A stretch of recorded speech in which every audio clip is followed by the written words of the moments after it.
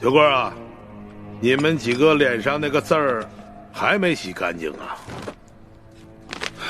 甭提了，也不知道那个姓艾的在墨汁里放了什么东西，我们搓了几天搓不下去。是啊，混蛋！等我抓到了他，我非扒了他的皮。哼，坐着聊啊！都是我这些手下太……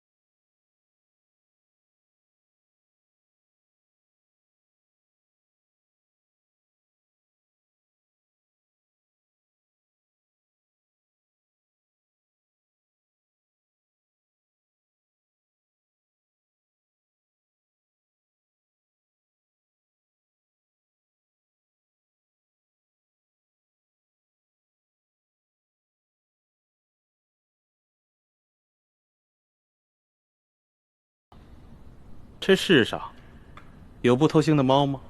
甭管怎么样，咱们先备下重重的厚礼，探探他的底儿啊！